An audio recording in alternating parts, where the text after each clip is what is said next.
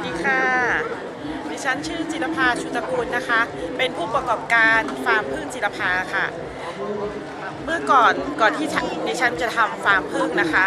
ฉันมีอาชีพในเรื่องของการตัดเย็บเสื้อผ้านะคะ แล้วก็ตอนหลังมาก็จะเจอเรื่องของวิกฤตด้านเศรษฐกิจนะคะ แล้วก็มา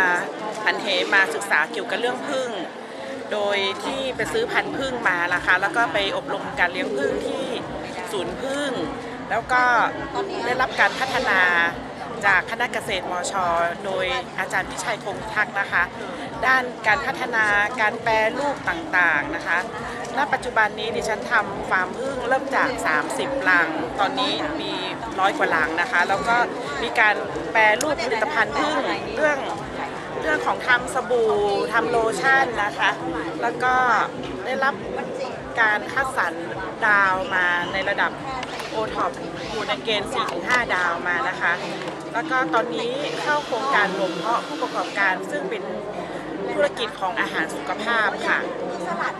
ผลิตภัณฑ์ผึ้งของเราก็จะมีน้ำผึ้งจากเกสรลำไยดอกไม้ป่าลิ้นจี่แล้วก็เกสรกาแฟนะคะเกสรผึ้งนมผึ้งนะคะแล้วก็การแปรรูปก็จะมีสบู่น้ำผึ้งมีโลชั่นนมผึ้งแล้วก็ตัวนมผึ้งเม็ดนี่เป็นเหมือนนวัตกรรมการสกัดเย็นนะคะจะมีกระปุกหนึ่งเนี่ยจะมีกล่องหนึ่งจะมี6 กระปุกอะค่ะข้างในจะมี6 กระปุกนะคะค่ะตัวนี้จะเป็นสินค้าขายดีนะคะเหมาะสำหรับคนที่บำรุงร่างกายบำรุงเลือดด้วยแล้วก็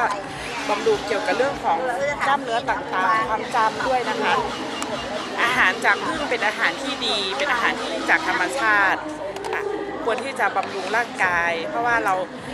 แต่ละคนทำงานหนักทำงานค่อนข้างจะใช้เวลาหมดไปแต่ละวันนะคะอาจจะไม่มีเวลาเพียงพอในด้านที่จะมาคิดว่าจะออกกำลังกายยังไงจะกินอาหารให้ครบ5 หมู่ยังไงฝากผลิตภัณฑ์ผึ้งไว้เป็นอาหารเสริมส่วนหนึ่งของชีวิตประจำวันด้วยนะคะขอบคุณค่ะครับในฐานะที่เป็นผู้ประกอบการเนี่ยนะมาทำธุรกิจเรื่องผึ้งปีไหนครับเนี่ยเริ่มต้นปี 46 ค่ะ46ค่ะเริ่มต้นจากทีละน้อยๆก่อนจากการศึกษาเริ่มแค่30 ลังก่อนค่ะลังแล้วตอนนี้ก็ประมาณ200 กว่าลังเนาะค่ะ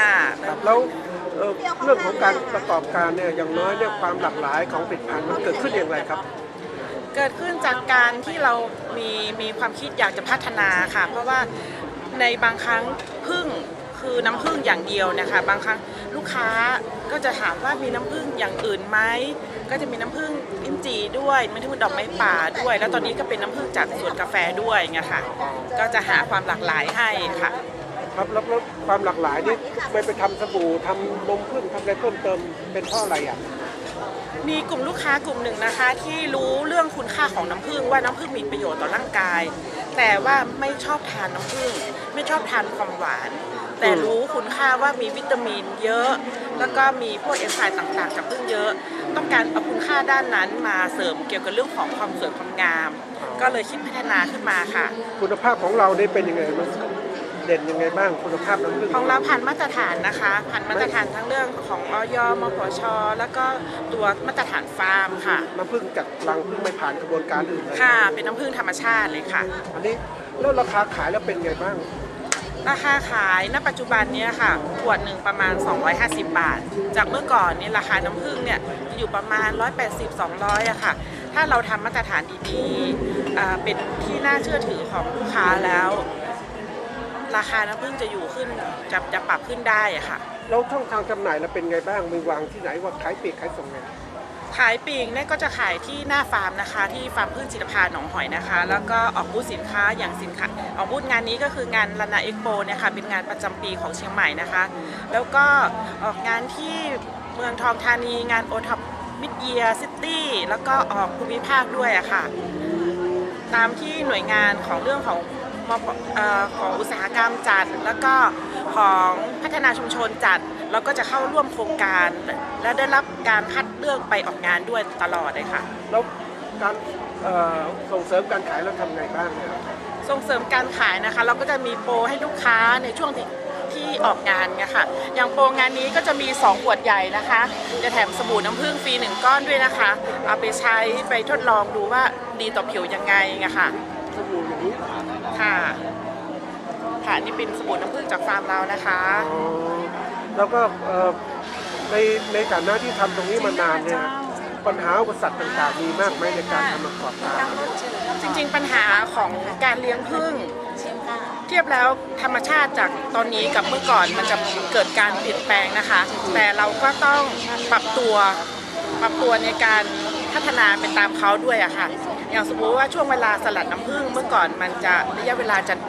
นานกว่าค่ะเพราะอากาศจะดีกว่าปัจจุบันนะคะเราก็การเก็บน้ำผึ้งก็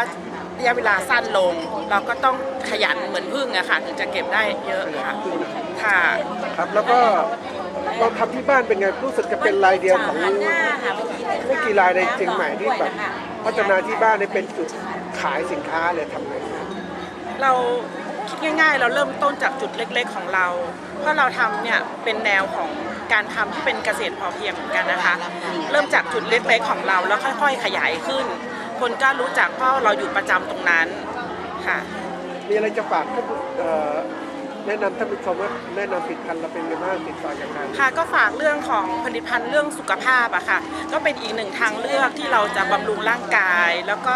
น้ำผึ้งจริงๆ ใช้ได้กับทุกโอกาสนะคะ เรื่องของผสมอาหารผสมเครื่องดื่ม หรือเป็นของฝากของขวัญถ้าคิดถึงการบำรุงร่างกายขอให้ฝากคิดถึงน้ำผึ้งของฟาร์มผึ้งจิรภาด้วยนะคะ จิรภาอยู่ที่ไหนเนี่ย อยู่ที่หนองหอยค่ะถนนสายเกาะกลางค่ะ บ้านเลขที่เท่าไหร่ บ้านเลขที่ 46 นะคะ ถนนสายเกาะกลางตำบลหนองหอยนะคะ เบอร์โทรก็คือ 0832044879 เว็บไซต์นะครับ แล้วก็มี Facebook ค่ะ Facebook เป็น Facebook ฟาร์มพึ่งจิรภาเลยค่ะ พึ่งจิรภา ค่ะ แล้วก็ ID Line ก็จะเป็นเบอร์ 0832044879 ค่ะ เว็บไซต์มีไหม มีเว็บไซต์เป็นลิงก์มาจาก Facebook ด้วยอะค่ะ เป็นฟาร์มพึ่งจิรภาด้วยนะคะ ถ้าคนอยากสนใจอยากไปอ่านความรู้เรื่องกับพึ่งแล้วก็วิชาการต่างๆกับพึ่งไปดูที่ไหนครับ จริงๆ เรื่องวิชาการของพึ่งนะคะ แนะนำให้ดูข้อมูลวิชาการจากเพจของอาจารย์พิชัยอะค่ะ แล้วก็ของเราเนี่ยอยากรู้เรื่องผลิตภัณฑ์ของเราดูที่ ก็จะมีการแนะนำเบื้องต้นนะคะว่าแต่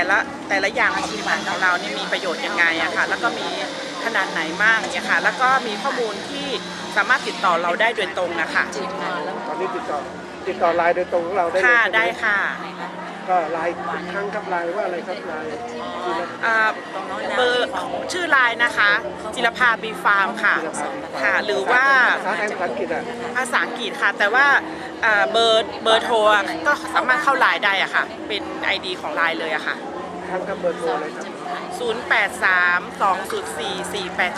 0832044879 ค่ะค่ะขอบคุณค่ะ